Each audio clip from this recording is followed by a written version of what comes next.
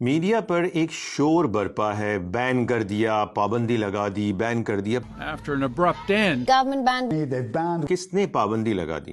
افغان حکومت نے۔ کس پر پابندی لگائی؟ عورتوں پر۔ کس کام پر پابندی لگائی؟ فورن فنڈڈ این جی اوز کے ساتھ کام کرنے پر پابندی لگا دی۔ Now that the Taliban is preventing women from working with NGOs. تو آخر افغان حکومت نے یہ پابندی کیوں لگائی اور مغربی ممالک خاص طور پر امریکہ اور یورپ کو اس سے کیا تکلیف ہے؟ آئیے سمجھتے ہیں۔ اس مسئلے میں دو پارٹیاں ہیں، ایک ہے افغانستان، اس کے مقامی باشندے جن کی اکثریتی سیاسی اور عسکری جماعت کا نام ہے طالبان، دوسری پارٹی ہے امریکہ اور اس کے اتحادی یورپی ممالک۔ طالبان افغانستان میں اپنے ورلڈ ویو، عقیدے اور ایمان کے مطابق اسلامی زندگی بسر کرنا چاہتے ہیں، جبکہ امریکہ اور یورپی ممالک زبردستی افغانستان میں اپنے ورلڈ ویو، ایمان اور عقیدے کے مطابق کیپٹلسٹ اور لبرل سوسائٹی قائم کرنا چاہتے ہیں، اور اس کام کے لیے 20 سالہ جنگ مسلط کی گئی اور افغانستان کو تباہ و برباد کر دیا گیا، جبکہ افغانستان کی اکثریت نے ہر ظلم و ستم برداشت کیا لیکن اپنے ورلڈ ویو، ایمان اور عقیدے پر کمپرومائز نہیں کیا۔ آخر افغانستان جیسے کمزور ملک میں یہ طاقت کہاں سے آئی؟ اس کمٹمنٹ اور ڈیڈیکیشن کے ساتھ لڑنے والی فورس کس اکیڈمی نے پرووائڈ کی؟ جی ہاں، یہ ہے افغانی عورت۔ اس کا سب سے بڑا جرم یہ ہے کہ یہ عورت پچھلے 150 سال سے اپنے ورلڈ ویو، تہذیب اور ملک کی حفاظت کے لیے افغانستان کو فوجیں فراہم کرنے میں کامیاب رہی ہے۔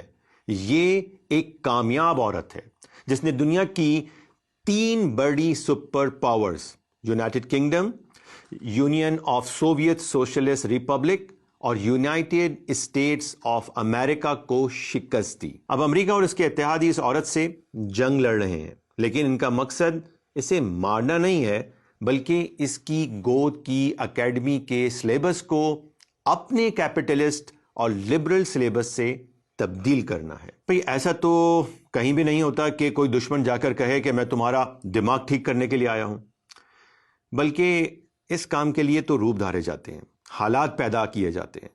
پہلے ہی تباہ افغانستان کو مزید معاشی مشکلات میں ڈالنے کے لیے انہی کے $9.6 بلین کے فنڈ کو سیز کر دیا گیا۔ غربت، بیماریوں اور پریشانیوں کے سیلاب کو چھوڑ کر اسے مسائلستان بنا دیا گیا اور یوں میدان سج گیا۔ اب انسانی حقوق، ہمدردی اور امداد کے نام پر ایک نیا حملہ ہے، ایک نئی فورس کے ساتھ جسے کہتے ہیں این جی اوز اور سول سوسائٹی، اور اس کا اولین ہدف ہے عورت۔ اس لیے مقامی عورت کو بڑی تعداد میں این جی اوز میں ملازمتیں دی گئیں۔ اس طرح 3 طرح کی خواتین انہیں دستیاب ہوئیں۔ ایک وہ جو پچھلے 20 سالہ امریکی دور میں انہی کی تربیت میں رہی ہیں اور ان کی نمک حلالی کرتی رہی ہیں، دوسری وہ جو معاشی پریشانیوں کا شکار، اور تیسری وہ خواتین جو بہت چند ہیں جو مغربی نظریات کی حامی ہیں۔ بھئی کچھ نہ کچھ تو ماننے والے ہر جگہ کسی نہ کسی کو مل ہی جاتے ہیں۔ اب ان خواتین کا کام کیا ہے؟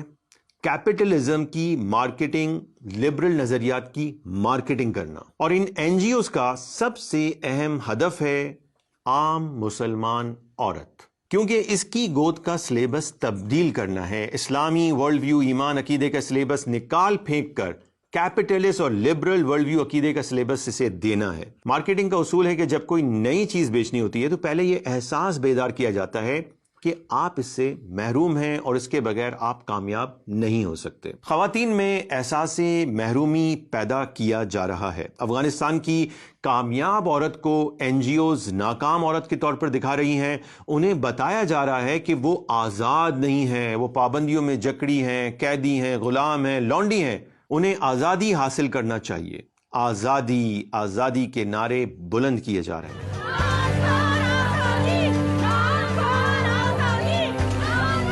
آزادی کے مطالبے سے 2 سوال اٹھتے ہیں، کس سے آزادی اور کس لیے آزادی؟ کس سے آزادی کا جواب ہے دین و مذہب سے، خاندان اور سماج سے اور قوانین سے، اور کس لیے آزادی کا جواب ہے خواہشات کی تکمیل کے لیے، سرمایہ اور دولت یعنی دنیا کے حصول کے لیے آزادی۔ مسلمان کا جواب بالکل واضح ہے کہ بھائی میرا ورلڈ ویو عقیدہ یہ کہتا ہے کہ یہ دنیا امتحان گاہ ہے، یہاں کی مخصوص قوانین کے مطابق امتحان دینا ہے، اور اصل زندگی آخرت کی زندگی ہے جہاں مجھے صلہ ملنا ہے۔ اس لیے مجھے دین سے، اپنے اسلامی خاندان سے، اپنے سماج سے اور اسلامی قانون شریعت سے آزادی بالکل نہیں چاہیے۔ میں تو کلمہ پڑھ کر باخوشی انہی پابندیوں کو قبول کرنے والا ہوں جو میرا دین مجھ پر عائد کرتا ہے۔ میں کیوں اس آزادی کی خواہش کروں گا جو مغربی فکر کی پیداوار ہے؟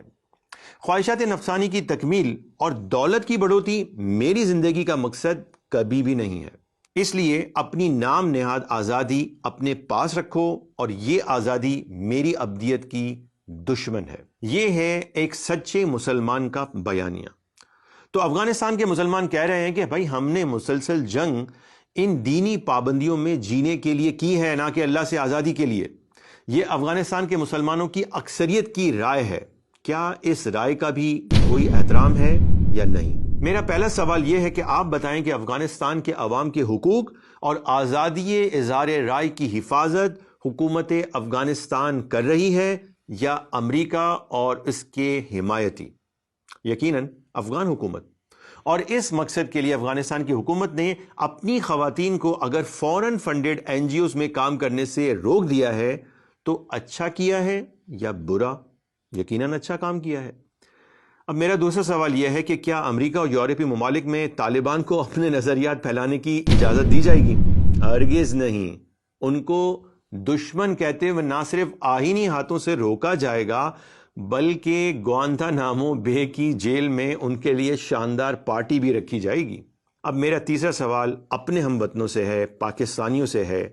کیا ہم پاکستانیوں نے بھی قربانیاں دے کر یہ پاکستان اس لیے حاصل نہیں کیا تھا کہ ہم ایسا نظام ریاست لائیں گے جو مسلمانوں کے لیے اسلامی معاشرہ قائم کرنے میں مدد کرے گا اور جو ان کی آخرت کی ترقی اور کامیابی کا ضامن ہوگا؟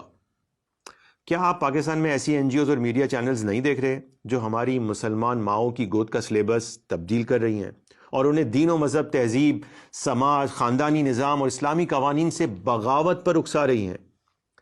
تو جس طرح ہم یہ برداشت نہیں کرتے کہ ہمارے پیارے ملک میں کوئی ایسی تنظیم، ادارہ یا این جی او کام کرے جو لوگوں کو پاکستان کے خلاف اکسائے یا باغی بنائے، تو پھر ہمیں فورن فنڈڈ عورت مارچ اور اس جیسی بے شمار تنظیموں، اداروں، میڈیا ہاؤسز اور این جی اوز پر مکمل پابندی لگا دینی چاہیے، کیونکہ یہ لوگوں کو اسلام کے خلاف اکساتے ہیں اور اللہ رب العزت کا باغی بنا رہے ہیں۔ تو کیپٹلسٹ اور لبرل میڈیا کو چیخنے دیں، چلانے دیں، بس اپنے بیانیے کو یاد رکھیں، اور ہمارا بیانیہ یہی ہونا چاہیے کہ مسلمانوں کو اپنے ورلڈ ویو، ایمان اور عقیدے کے مطابق زندگی گزارنے کی مکمل آزادی ہے، اور اس کے تحفظ کے لیے افغانستان کی حکومت نے خواتین کو این جی اوز میں جانے سے روک دیا ہے، تو یہ بہت اچھا غیرت مندانہ، جرأت مندانہ قدم اٹھایا ہے، اور پاکستان کی حکومت کو بھی ایسی تمام این جی اوز اور تنظیموں پر مستقل پابندی لگانی چاہیے